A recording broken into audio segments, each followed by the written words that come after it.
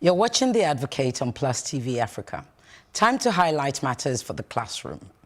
I'm calling it Bring Back Our History.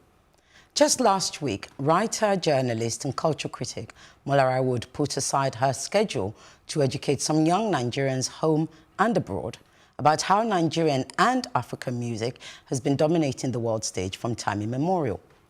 Her series of tweets were triggered by a post from a Nigerian living abroad who wrote, quote, "I saw this on my way to work this morning. It was impossible in the UK a few years ago for Nigeria acts to headline a festival.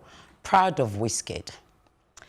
Like Molara, these inaccurate proclamations have long been a bugbear of mine, and going by the 2,300 plus retweets of Molara's intervention, it has also been a bugbear of others, which led to several people posting tales and evidence, to use social media language, receipts, to speak of giants such as King Sunny Ade, Queen Salawa Abeni, Felek Anikulapo Kuti, Osita Osadebe, Rex Lawson, Kwamwan, and many more, performing on stages around the world, not just as opening acts, but as crowd-commanding concert headliners attended by international audience. So what is causing this ignorance? Many started to ask. At BC Alimi perhaps summed it up in his tweet where he wrote, "This is what happens when we deny the youth their past. What do we even teach in music history in Nigeria?" Close quote. I would go even further to ask, is history actually taught in Nigerian schools?